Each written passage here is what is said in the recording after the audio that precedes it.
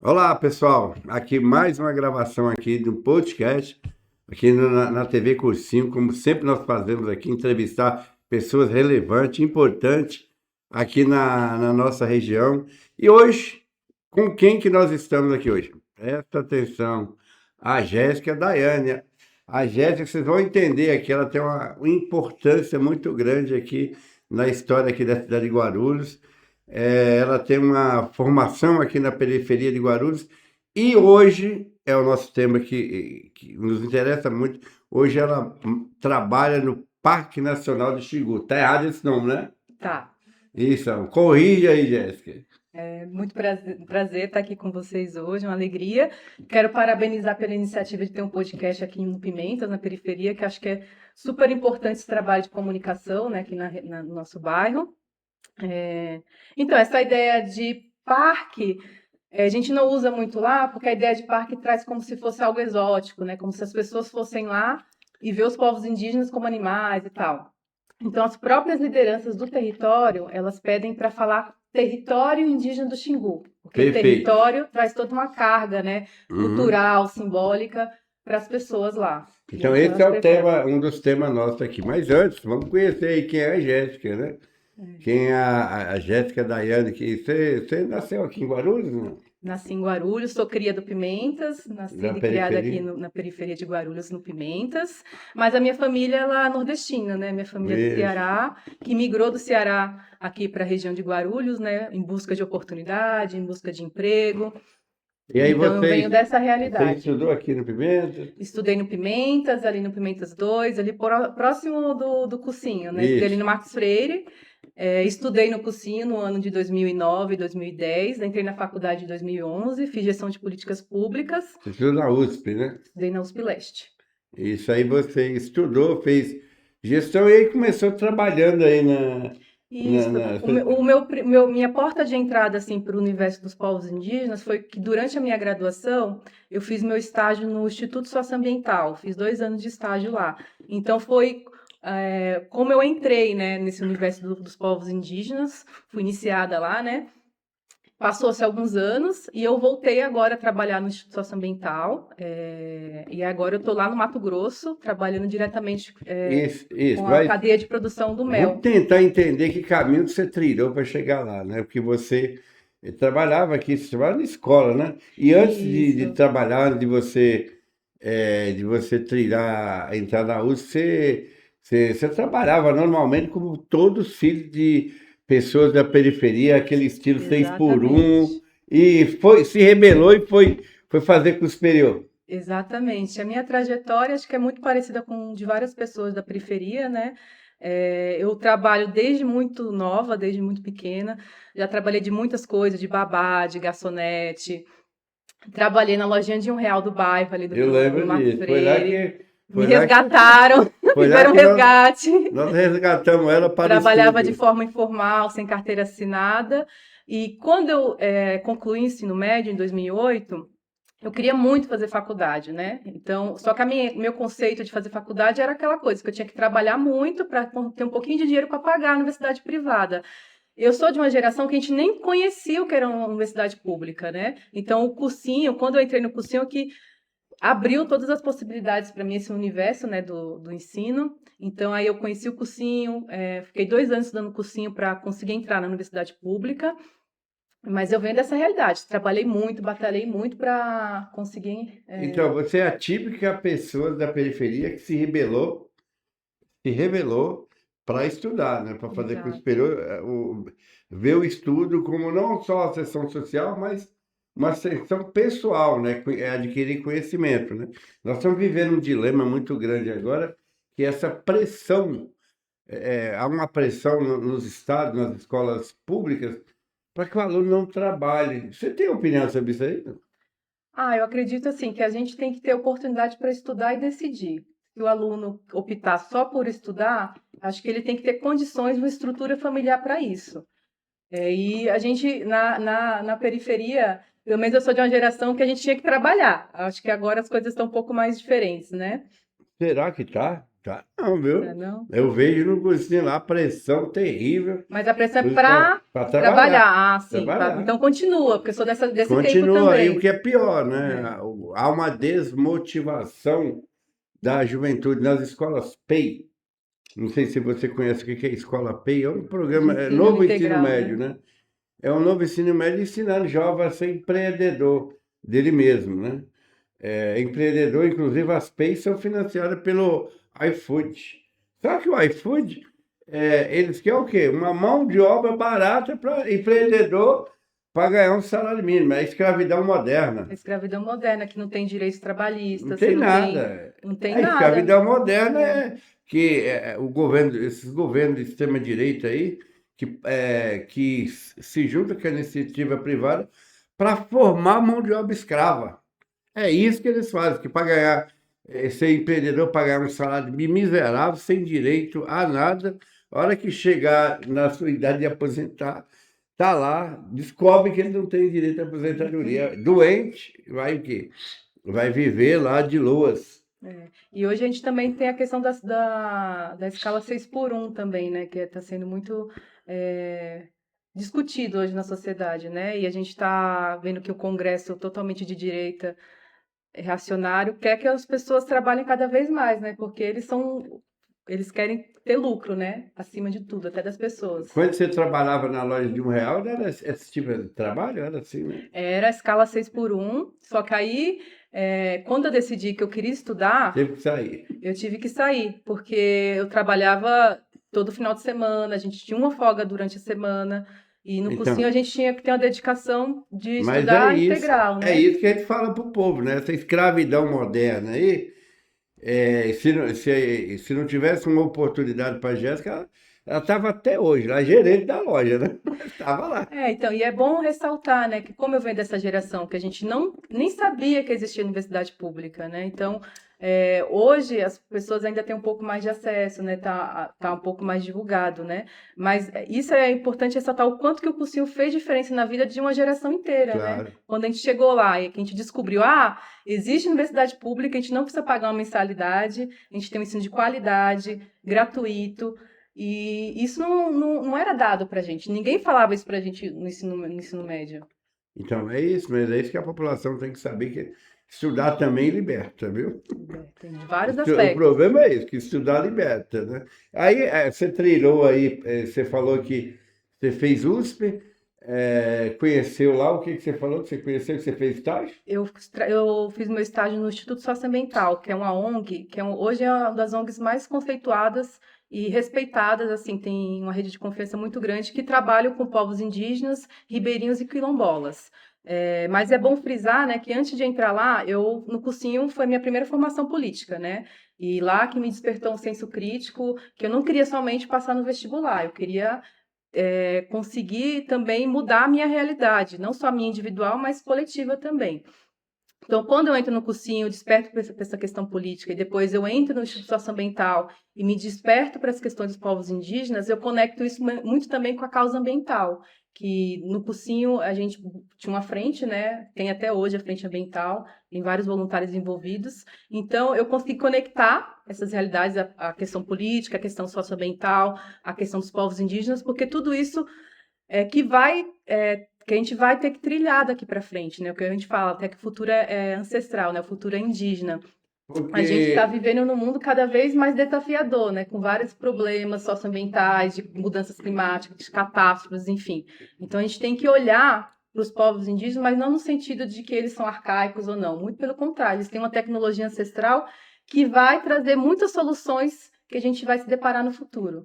então, esse contato seu com as entidades que trabalham com os povos indígenas se deu no estágio da faculdade, né? Isso. Porque você não tem, pelo jeito, você não tem a sua ligação indígena existe. Claro que nós somos de origem, né? Todo brasileiro, eu com essa cara de índio aqui, ó.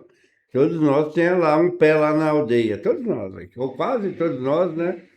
Aí é problema do pessoal lá do sul do Brasil que tem menos, nós tem mais. Mas você com essa pele branca chegou lá no Xingu? Cheguei.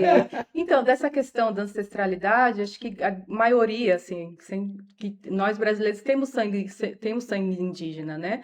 No meu caso, eu tenho origem nordestina, né, do Ceará. E a gente também tem que ter uma noção de que os povos do Nordeste foram os povos que tiveram o primeiro contato com o colonizador, né? E, consequentemente, por conta disso, eles foram os primeiros que passaram pelo processo de genocídio. Então, isso causou um apagamento histórico, assim. A gente não consegue rastrear as nossas origens. A gente não consegue identificar de qual povo a gente pertence. Então, eu venho desse lugar. Eu sei que eu tenho ancestralidade indígena, tem Claro. história na minha família de que a minha bisavó foi pega no mato, que é aquela questão de sequestrar a mulher e violar ela, né, de várias formas, mas a gente não consegue rastrear. E eu sabendo disso que eu tenho sangue indígena, isso me traz para a luta de uma outra forma, né? Eu encaro a luta ambiental, a luta indígena de outra forma, né? Claro que a gente está aí apoiando e tal, mas também faz parte de mim, né? Então, aí você fez o estágio lá na entidade, ficou. Não foi trabalhar lá direto, né? Você foi trabalhar na escola, né? Então, quando eu saí do Instituto Socioambiental enquanto estagiária, eu trilhei vários caminhos, e esse caminho foi na questão da educação. Eu trabalhei com projetos de educação durante um tempo, depois eu passei no concurso aqui na Prefeitura de Guarulhos, fui trabalhar nas escolas de Guarulhos, trabalhei 8 anos nas escolas de Guarulhos, Tudo então isso? tenho um contato muito grande com o chão da escola, literalmente. Então, isso me despertou muito para projetos também voltados para a educação ambiental que eu mais gostava, né? Eu seguia nessa linha da questão da Uhum. educação ambiental. E depois, depois de muito tempo na escola, né, eu sentia a necessidade, assim, de trilhar novos caminhos, né? E eu sempre quis trabalhar com os povos indígenas. Então, Corajosa, né? eu coloquei na minha cabeça que eu ia trabalhar com os povos indígenas. Então, na época, eu comecei a estudar muito, muito, muito, porque eu fiquei sabendo que ia ser um concurso da FUNAI, então, eu Ah, fiquei um ano estudando para esse concurso, muito, muito, muito centrada. Só que aí, no meio do percurso, eu também prestei um processo seletivo para o Instituto Socioambiental, acabei passando e fui chamada para ir trabalhar no Mato Grosso. Pedi exoneração aqui na Prefeitura de Guarulhos e fui com minha corajosa. mochila e minha Gente, rede trabalhar em gente, Mato Grosso. gente, corajosa. Largar aqui a cidade para ir morar lá no meio do mato, pode dizer assim, né? Qual cidade que é Floresta. aqui? Na floresta. Como é que cidade que é? Eu estava pesquisando. Qual cidade é o Xingu? Qual cidade, qual estado? Então, acho que para isso, responder isso, eu tenho que trazer um pouco do cenário, O né, de mapa, como é né? lá, né? Altamira ali, até Altamira fica no Pará. Eu no estou Pará. na região do Xingu, que fica no Mato Grosso. Qual cidade? Você sabe? Quando você desce Sei. lá? Mas eu vou contextualizar um pouquinho o que é o território indígena do Xingu, Isso, né? seria bom. Hoje, o território indígena do Xingu ele é multiétnico, existe 16 povos que habitam esse território. Uhum. Ele foi criado como parque indígena lá na década de 60, né, em 1961. E o TICS, né, que a gente chama hoje, que é o território indígena do Xingu, é dividido em 4 regiões. O Alto Xingu, o Médio Xingu, o Baixo Xingu e o Leste Xingu. Esse território abarca mais ou menos 10 mil pessoas hoje. E ele tem mais ou menos 2,8 milhões de hectares. É muito maior do que É vários grande. países É um país, né? é muito maior do que vários países lá da Europa. Então, Parece que é maior que Portugal, o território, né? Vale frisar que esse território indígena do Xingu, ele abrange 9 prefeituras, 9 municípios, né? 9 municípios. Eu, Tudo de Mato Grosso. eu transito em todo o território indígena do Xingu, mas quando eu vou para a cidade, eu fico numa cidade chamada Canarana, que é onde tem o escritório do instituto onde eu trabalho. Mas também tem outros lugares que você pode acessar, né? Que Ah, eu até estava entendi. explicando para o Lúcio, né? Que o território indígena do Xingu, ele tem várias formas de entrar dentro do território, né? Você pode entrar por meio de carro, né? Tem algumas aldeias que conseguem acessar com carro, mas a grande maioria das aldeias ainda a gente só consegue acessar por barco. Hoje a gente tem mais de 160 aldeias lá. E antigamente tinha muitos lugares lá que só dava para chegar de avião.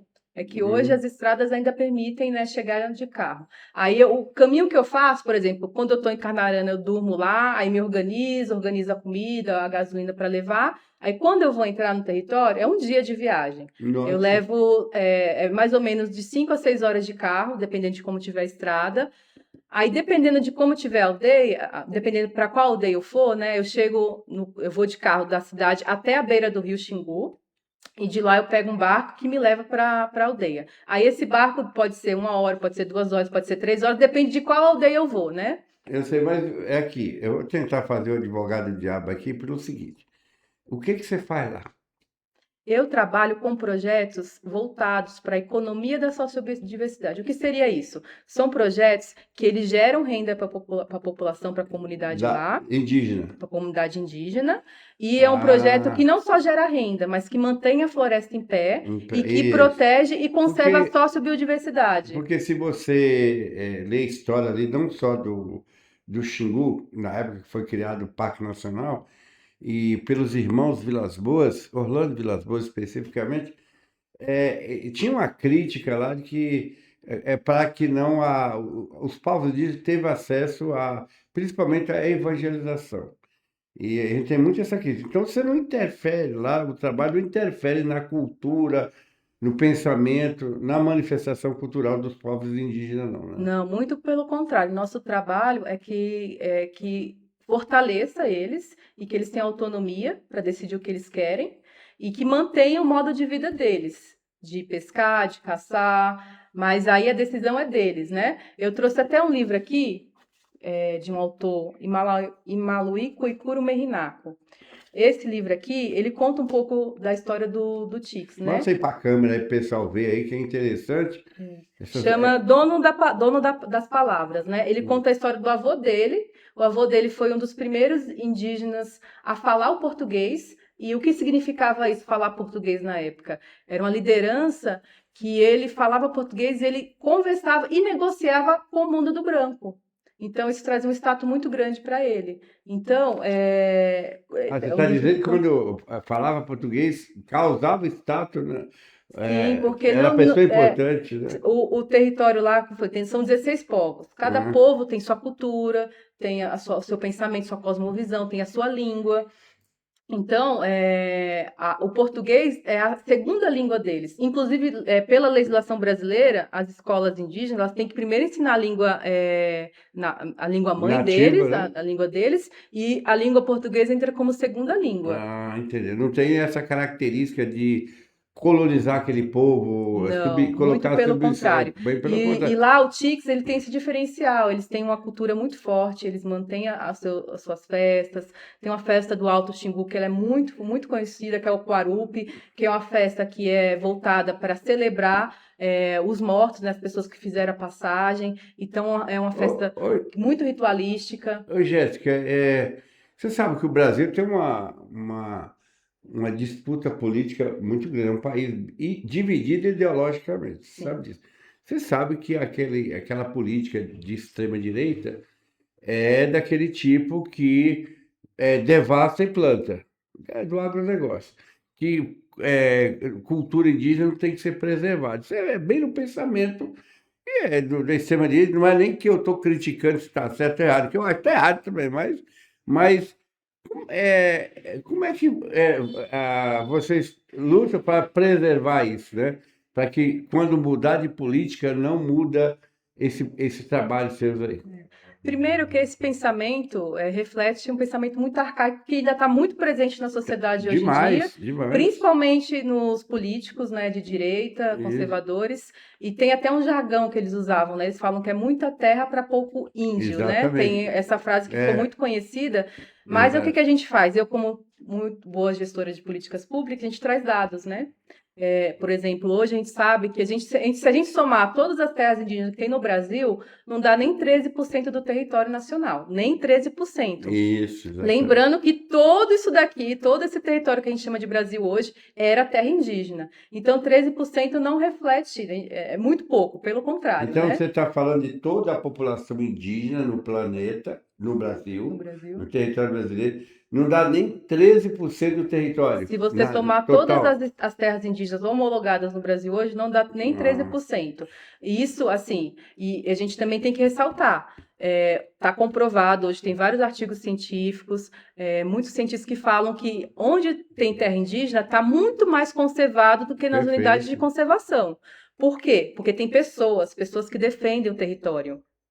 Então, isso é o grande É porque diferencial. a cultura indígena não é a depredação, né? Tem Exatamente, eles outra não ideia. exploram de forma desenfreada, né? Não é que nem o capitalismo, né? Que vai lá e suga tudo. Suga tudo. Ou os A, Estados a Unidos que gosta. cosmovisão dos povos indígenas é fazer um manejo sustentável, é só tirar aquilo que eles Que é precisam, cultural que é isso, não é porque ele cultural, fala que tem que fazer, é cultural, né? é cultural. Que ele chega lá e não pesca todos os peixes, pega só o que interessa. Pega aquilo para alimentar a família dele. Perfeito, exatamente. É interessante, inclusive quem gosta aí de vegetação, observa o cerrado.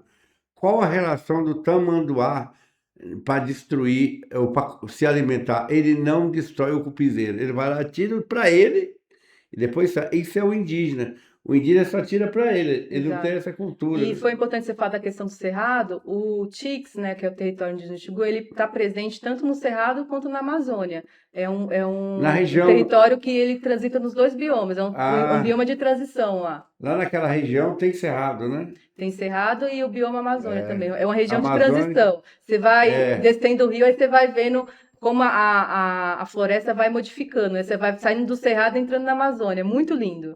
é verdade. Eu lembrando das minhas aulas de geografia, ali tem região de cerrado, floresta amazônica, tem uma transição, se não me engano, os cocais, não, eu tô errado, eu não estou lembrado. Dessa aqui é uma área de transição ali, grande, É uma né? área de transição, a gente vê isso tanto na vegetação, também nos bichos, né? Então, é muito lindo, né? Você tá no rio, lá eu transito muito de barco, né? Então, a gente vê essa mudança na vegetação, né? Você vai andando e você vai vendo. No cerrado, aquela vegetação mais baixa, rasteira. Aí você vai subindo, vai descendo o rio, aí você vai vendo a vegetação mudar A completamente. questão da vegetação em pé, também, que é a flora, também serve para fauna. Ainda há uma cultura de alimentar de animais, cultura de caça, é normal lá da É. população? A gente não pode Ou- generalizar, né? Como eu falei, são 16 povos e cada povo tem o seu hábito alimentar. Claro. Por exemplo, o povo do Alto, eles não caçam, eles não comem carne de caça, eles pescam. Só vive de Eles pesca. só caça, por exemplo, tem algumas regras lá da sociedade deles, por exemplo, quando a mulher está naqueles dias, ela não pode comer certos tipos de peixe. É Aí, remoso que eles falam? Não? eles não. No caipira fala comida remosa. Aí quando tá acontecendo essa situação da mulher tá naqueles dias, aí o cara vai lá e pesca, o marido dela vai lá e pesca um macaco. Aí tem, mas assim, Aí, tradicionalmente eles não caçam. Mas o povo do baixo, eles já caçam, já tem, e o do médio também, e que é do uma, leste, que é uma caça não predadora, né? Que é cultura, faz parte da cultura. que é uma caça meramente para alimentar e não é depredar É.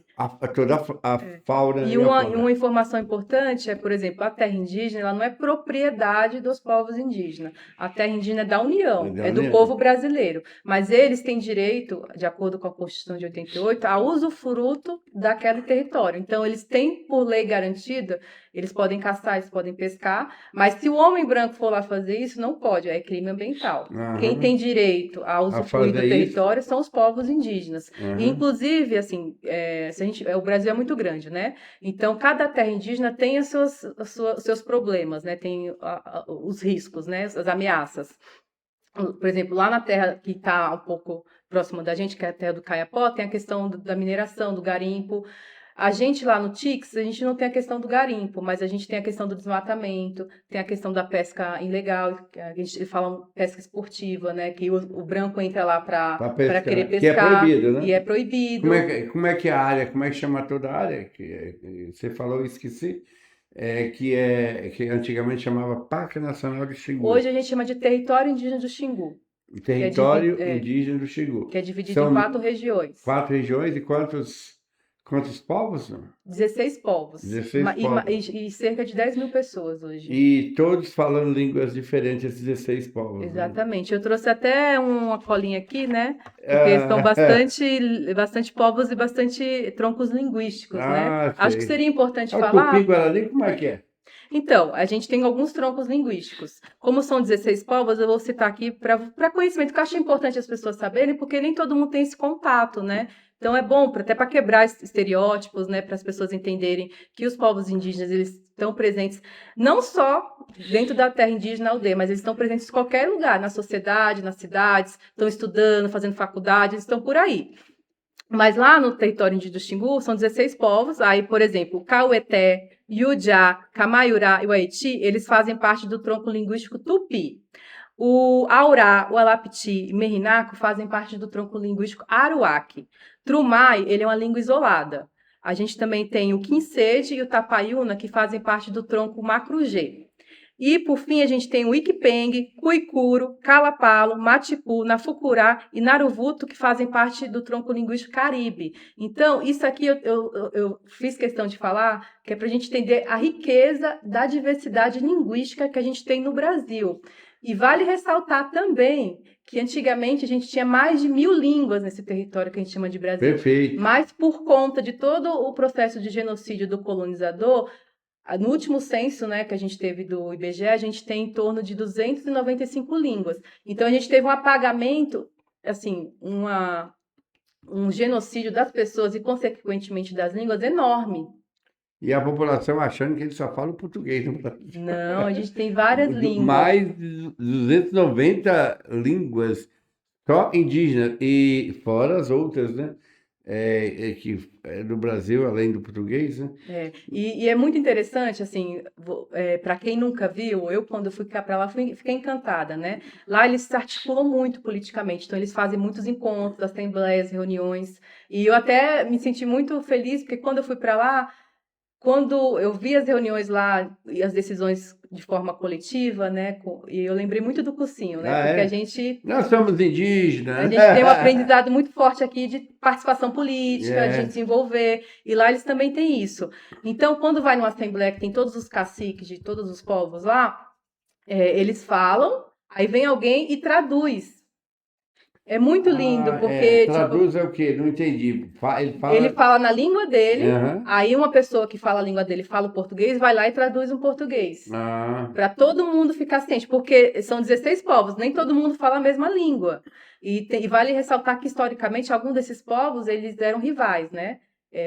Aí lá na época do Vilas Boas, enfim, eu não vou entrar em detalhes, mas muitos dos povos não são dessa região do Mato Grosso, eles foram trazidos, por exemplo, o povo Caiabi, e o povo que chama também Caueté, eles foram trazidos do Rio Teles, lá do Pará, para hoje, onde a gente chama de território indígena do Xingu.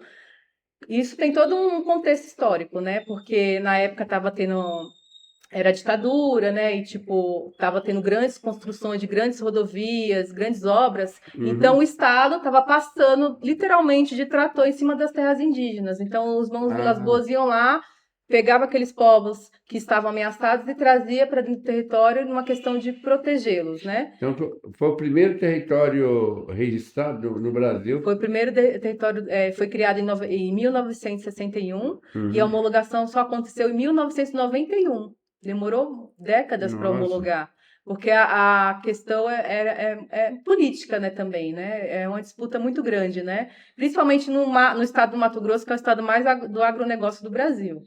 E ali é bem pressionado, né? Se deixar, os caras ocupam as áreas do território indígena, porque a região de agronegócio...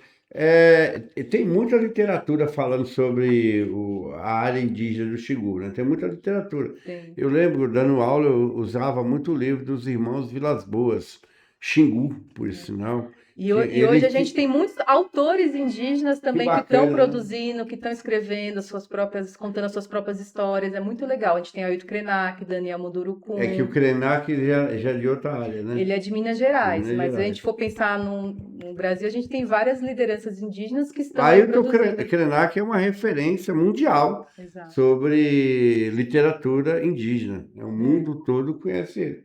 Um grande nome da literatura indígena. Aí a gente está falando da questão do agro, né? Eu queria também ressaltar que hoje o território indígena do Xingu ele é conhecido como a Ilha Verde. O que significa isso? Que onde está o território indígena tem floresta. E fora do território está desmatamento, que significa que são grandes fazendas de monocultura, de soja, de milho, de algodão, de gergelim. E existe uma pressão muito grande sobre o território, né? Quando a gente vai entrar lá, eu fico 5 horas dentro do carro, 5, 6 horas, olhando só aquela vastidão de Floresta. soja. Não, de De soja, soja. soja, soja, Mas fora soja. do território, né? Fora do território. Aí quando a Ah. gente chega na beira do rio, que vai para a aldeia, aí tem Aí floresta. alguém deve estar falando assim, tá produzindo alimento. Ô, seu calapárida, não está produzindo alimento para exportar para produzir para outros países e gerar riqueza, não para o Brasil, para o dono do agronegócio. Agronegócio é atraso na economia nacional. Entendeu? Agronegócio atrasa a economia nacional. Não vem falar que agronegócio é bom para os ricos, para o dono dos meios de produção. Para o país, não. Quem produz alimento aqui no Brasil é o pequeno agricultor, é a agricultura familiar. É esse que alimenta a gente. Exatamente. Certo? Aí, Jéssica, você tá lá, como é que se comunica lá? Você fala com Eu os falo, povos a lá? grande maioria deles já falam português, só alguns mais, a gente falando de anciões, né, mais velhos, que aí eles têm um pouco de Ah, dificuldade ancião? de Como é que é falar. a hierarquia nas tribos lá? Então, é, já, Essa é boa, viu? já aproveitando, assim, como eu dou aula de formação, inclusive no cursinho, a gente tem algumas palavras que caem em desuso. Uma delas é a palavra tribo. A gente Tribo. não deve mencionar tribo, né? Claro que se você falar para Não, mas um eu povo falei a indígena. palavra hierarquia. Hierarquia é da língua portuguesa, quer dizer que é uma organização. Como é que é a organização desse? Então, mas só para questão só para falar dessa questão da palavra tribo, é que a palavra tribo caiu em desuso porque remete a algo tribal, algo selvagem. Então, eles não gostam de ser chamados De de tribo, tribo e né? nem de índio. Índio também não é É, legal. como é que. Índio já está entendido, né? Mas os povos originários é mais Povos certo? originários, povos indígenas, ou até chamá-los pelos nomes, por exemplo, Povos indígenas, povos tá certo? indígenas, tá certo. Por Mas exemplo, o o Calapalo. Você pode chamar ele de fulano Calapalo, e lá são 16 povos. Você pode chamar ele pelo sobrenome dele, que é o né? povo dele, ele também vai se sentir honrado. Ah, Mas a questão da hierarquia e da questão da organização lá, né? A gente organização tem. política, né? Então, como eu falei, eles são muito bem organizados politicamente. Eles têm uma associação lá, que é a Associação Terra Indígena do Xingu, que é a TIX, que é quem quiser pesquisar nas redes sociais, eles estão presentes lá. Eu faço assessoria técnica para a TIX hoje, na questão da cadeia de produção do mel. E a TIX, eles fazem muitas assembleias, e eles têm um nível de organização lá. Eles fazem uma assembleia que é para o povo. Então, cada povo, junto com o seu cacique, com as principais lideranças, eles se reúnem e se organizam. Aí tem outra reunião, que é no segundo nível, que eles fazem uma assembleia por região, que são 4 assembleias, né? E depois eles têm uma assembleia geral, que é onde são tomadas as decisões. Tem eleição lá no território, eles elegem um presidente e o diretor e todo o aparato lá político do território. Então, eles têm uma questão assim, que eles vêm de uma linhagem assim de nobreza mesmo, assim, a gente pode falar, a ancestralidade deles é muito rica, né?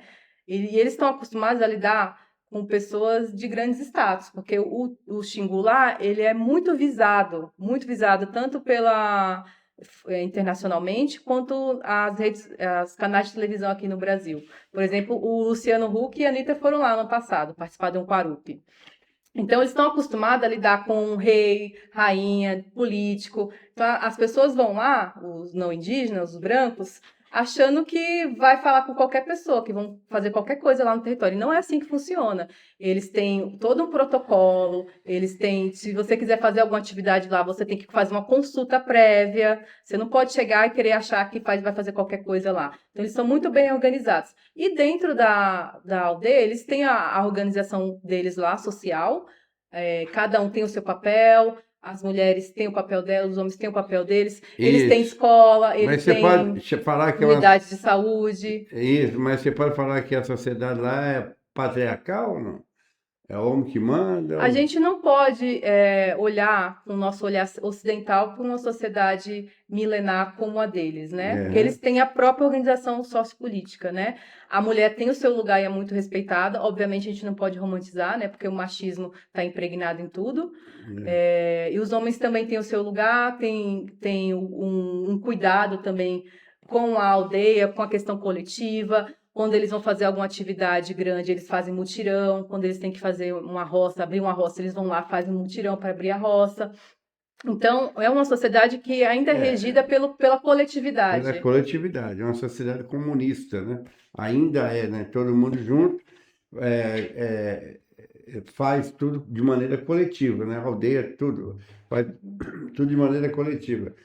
Essa organização política não tem disputa, não, né? Na hora de eleger, não tem. Tem disputa, porque são 16 povos, né? E eles têm as suas questões, né? Obviamente que se a gente não, a gente tem que olhar assim, dentro do território eles têm as questões deles, mas quando eles vão para a luta, quando eles vão para alguma reunião política fora do território, existe uma unidade. Eles vão lá representar os 16 povos. Então, por isso que eles têm esses encontros, essas Sei, assembleias tem. de várias instâncias, aí eles têm as decisões coletivas e eles vão lá para Brasília para brigar. Mas eles participam da eleição do povo branco? Participa, Tem direito a inclusive nas voto? eleições que teve que elegeram o Lula, eu estava lá na Você comunidade estava e lá? é toda uma logística, né, do Tribunal Eleitoral para poder levar as urnas para ter a votação. É muito legal. Agora eu queria, a título de curiosidade, perguntar se teve voto para o Bolsonaro lá. Olha, infelizmente ainda tem um pouquinho, mas Porque não tem. eles É o, é o, é o, é o sujeito comprando, tomando o próprio veneno, né? Infelizmente ainda tem um pouquinho porque o agro é muito forte, né? E infelizmente eles têm muitos ainda que são cooptados, né? Eu Ah, não vou citar nomes, mas, por exemplo, o Bolsonaro teve uma vez que ele levou uma indígena para a ONU para falar, para sei. contar um monte de mentira, um monte de fake news lá. Essa indígena era lá do Xingu. Eu não vou Ah, citar nomes porque eu acho que não vale a pena falar o nome dessas pessoas. A gente tem que ressaltar quem faz um trabalho mas decente. aí ela, por questões pessoais, né? Ela talvez foi cooptada por questões pessoais, né? Pessoais, mas ela até hoje ela fala muita fake news. Ela é uma pessoa que é muito difícil de lidar e que Aí infelizmente o predador achou uma pessoa certa para destruir o próprio ambiente, né? exatamente, mas ela não representa a unidade da luta dos povos indígenas, não representa os 16 povos do Xingu, até porque eles têm a representatividade deles, eles têm eleição, eles elegem seus representantes, os caciques, eles vêm de uma linhagem histórica, tipo, eles para ser um cacique, não é eu vou ser cacique, quero ser, não, eles vêm de uma linhagem de lideranças, são pessoas que foram desde pequenos ensinados a como ser um cacique, como ser uma liderança, e geralmente eles são filhos de caciques ou filhas de cacique também. Muito bom. Então você está lá, faz quanto tempo você está lá no Xingu? Vai fazer 3 anos. Morando lá, Esse né? ano é o terceiro ano, é. Morando lá dentro da aldeia Eu mesmo. transito entre a aldeia e a cidade, porque como a gente faz muitas reuniões com a TICS, a TICS ela tem um escritório na cidade, então a gente faz muitas reuniões na cidade, vai para o território, eu faço o trabalho. Eu acompanho a cadeia de produção do mel. É interessante falar também que lá a gente tem o mel orgânico do Xingu, que é o primeiro mel que teve o selo de orgânico do Brasil. Mas você produz aquela chamada abelha de cativeiro, não é isso? Como é que- Lá eles têm a abelha apis, o mel que eles comercializam da abelha apis, e também tem algumas iniciativas com abelhas nativas, tem os meliponários também. Então, é porque tradicionalmente o indígena pega o mel no mato. É, Ele não, a maioria dos povos indígenas eles têm essa questão cultural, que eles coletavam o mel para consumo, e o mel lá é visto como algo sagrado, algo que vai alimentar a alma, o espírito, e tem algumas regras, né? Por exemplo, o homem, quando, na regra do Caueté, quando a mulher dele está grávida e a criança nasce, ele não pode comer mel, que o marido? o marido. Tem algumas regras, e o mel é uma delas, né? Porque tem a Uhum, questão espiritual, tudo uhum. para eles lá, os povos indígenas, tudo tem um dono. o mel tem um dono, o rio tem um dono, a floresta tem um dono, que a cosmovisão deles é isso, né? Tem os espíritos da floresta. Ah, Eu beleza. trouxe um livro aqui também, que é interessante mostrar, que é o projeto Monuí. Monuí, na língua kaiowete, é amendoim, em português. Ah, é? Então, só pela capa aqui, vocês conseguem perceber as cores, né? A gente tem uma diversidade muito grande de amendoim. Eu E eu conheço queria o vermelho e o preto só. e eu queria mostrar porque isso reflete um pouquinho da riqueza que a gente tem, questão não só da questão alimentar, né? Mas é toda uma riqueza dentro do território que eles protegem. Eles têm um papel fundamental na proteção. Isso também se encontra também na diversidade das mandiocas, né? Das manivas, milho também. Então, eles têm uma diversidade alimentar gigantesca. E o povo Caueté, eles são tradicionalmente é o povo da farinha, é o povo do mingau, é o povo da agricultura, né? Eles plantam Mandioca, né? muito da Planta mandioca, muito e mandioca. eles fazem muito mingau de mandioca, de batata doce. Então a gente tem uma Tem diversidade, uma além riqueza da muito mandioca, grande. tem outra raiz, não? Então, eles Porque eu plantam lembro, muito mandioca. é que eu lembro de uns poemas do, tipo, mas é nordestino, do Catula da Paixão Cearense, que fala do mingau de Mucunã. É um poema muito interessante, que é bem indígena isso, apesar de ser no Nordeste. Você falou aqui que a gente no Nordeste perdeu muito a sua ancestralidade. E eu lembro do poema do Catula sobre o mingau de Mucunã. Falando aqui é um alimento muito forte no Nordeste. Mas voltando lá para o Xingu, né? Lá, a alimentação básica deles é isso, né? É peixe, é mandioca, é mingau. O pessoal do Alto também toma muito mingau de pequi. Até trouxe pequi Piqui, para você. meu Deus do Pequi céu. é uma Mingau de piqui maravilha. é bom, deve ser E interessante. o pequi do Xingu é um pequi bem Grandão, né? diferente, ele é bem É grande. diferente do cerrado, É né? diferente do pequi de Goiás. O pequi de Goiás já é menor e Aquele tem bastante cerrado. espinho. O É, pequi do Xingu, ele é bem grande, bem carnudo. muita Tem, carne. tem espinho, mas bem pouco em comparação com o pequi de Goiás. Vem Inclusive, o cá. pessoal de Goiás tá indo lá comprar o pequi do Xingu. Ah, o Estão indo lá. Goiano. Goiano gosta de um É. piqui. Goiano, mineiro também lá do Cerrado de Minas. O pessoal come um piqui, um quiabo, um piqui e frango. É uma maravilha. Então, o trabalho que você faz lá é mais para produzir, para fazer, gerar renda para o povo, para manter vivo o local, né? Tem vários motivos. Manter o modo de vida deles hoje, né? É. Mas também de conseguir gerar renda para as comunidades indígenas, que automaticamente, você gerando renda para eles, eles permanecem no território e eles continuam protegendo o território. Aí eles também eles não ficam à mercê de pessoas que querem fazer mal para o território, né? Garimpeiros, madeireiros, né? Porque tem muita gente que é cooptada por esses criminosos por conta da sua vulnerabilidade social, né? Então, esses projetos que garantem renda para a comunidade, mantêm a floresta em pé, protegem a sociobiodiversidade, eles são fundamentais não só lá no Xingu, mas em todas as terras indígenas, para você garantir a continuidade dos povos e da floresta. Perfeito. Então, seu papel lá é para produzir geração de renda, né? Geração de E renda. usando a própria natureza, né? É do que você falou que você trabalha com mel, né? Deve ter Isso. outras coisas lá. Tem pequi, tem. Agora eles também estão fazendo projeto de turismo de base comunitária. Ah, se eu quiser ser turista, eu posso ir lá? Eles estão Ô, agora pessoal aí, ó. Eles estão com os Quinsede, que é um povo que fica na região leste, eles estão elaborando um projeto de turismo de base comunitária que valoriza a cultura e preserva a natureza. Então, se eu quiser ir para lá fazer um Sim, turismo, posso? pode. Por enquanto, eles estão na fase ainda de construir o projeto, né? Porque tem várias organizações que fazem parte, né? A FUNAI, o Ministério do Turismo. Por enquanto, eles estão na fase de elaboração. Mas em breve eles vão implementar e eu vou divulgar. Porque tem muitas pessoas me perguntando como é que Opa! faz para chegar lá, né? Eu tô doido para ir lá visitar E assim, toda vez que vocês ouvirem turismo de base comunitária, primeiro verifique, né, se é confiável, e se for confiável, prefira, valoriza esse tipo de turismo, que é um turismo que vai fazer um diferencial, vai ter um impacto positivo na comunidade, porque vai trazer a renda, Isso. vai fazer um manejo sustentável daquele local. Então, lá tem aqueles chamados povos ribeirinhos também, não? Como é que é? Ou tá fora Os do povos local? ribeirinhos, eles Tá estão fora, no né? curso do rio, eles estão no Pará. São os povos É. ribeirinhos, eles estão no Pará. Mais no Pará, É. ali na ilha do Mato Porque a Grosso. bacia do Xingu ela é bem grande, né? Uhum. Começa ali no Mato Grosso e vai indo até lá no Pará, em Altamira. Então, o Ah, rio é bem grande, né? E o rio, ele movimenta, né? Ele dá vida, né?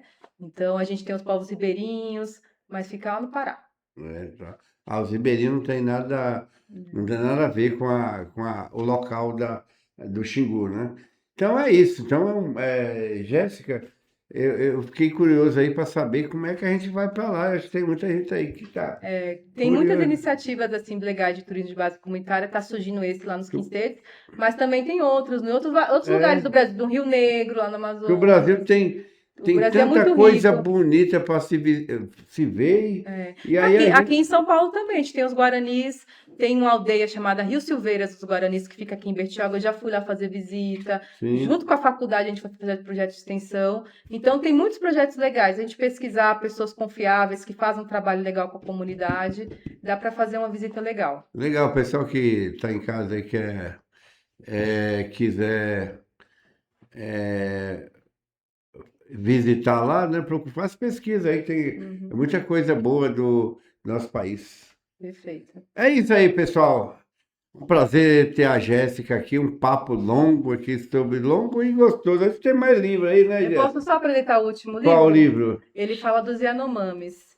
Ah, já é mais no norte, É mais ao mais do norte, lá norte. no. Mas eu acho que é bom as pessoas saberem, porque a gente vive no Brasil que tem mais de 300, tem 391 povos indígenas, né? Então a Hum. gente tem que conhecer essa diversidade, valorizar e preservar, criar projetos para valorizar.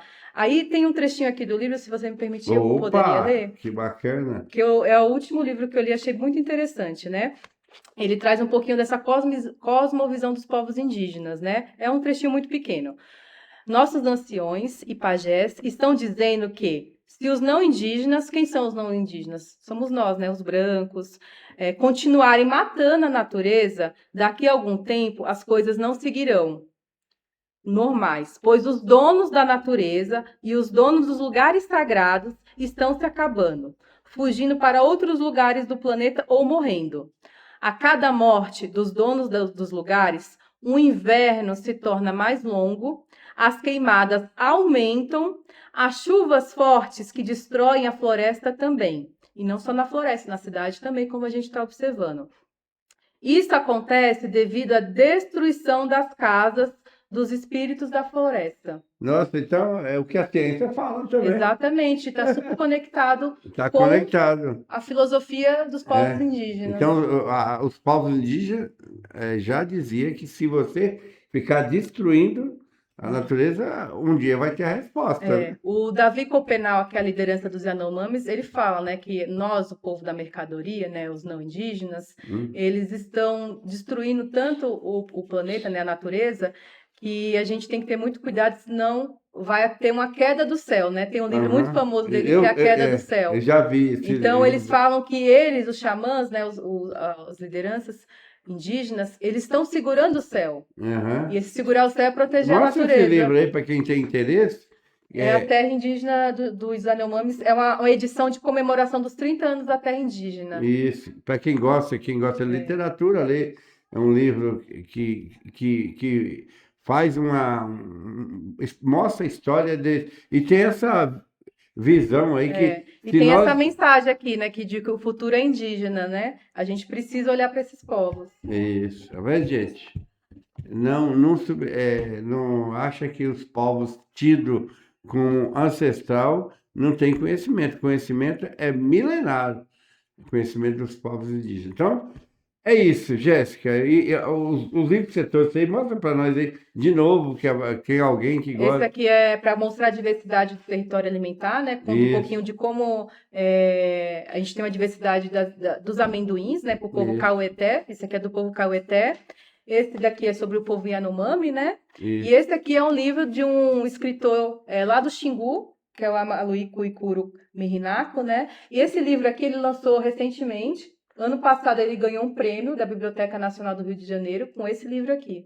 E conta a história do avô dele, que é o dono da palavra. E vamos colocar os povos indígenas na Academia Brasileira de Letras, se vale alguma coisa, né? Tem tanta coisa boa, então tem a Academia Brasileira de Letras tem que olhar para esses povos, né? Que é diferente. É isso, Jéssica. Obrigado pela Eu que presença aqui, o agradeço. Jéssica, conhecimento profundo. E é daqui do Pimenta, hein, gente? Daqui da periferia de Guarulhos. Conhecimento aí, trabalhando com os povos indígenas lá no Xingu. Obrigado, Jéssica. Obrigada, pessoal. É isso.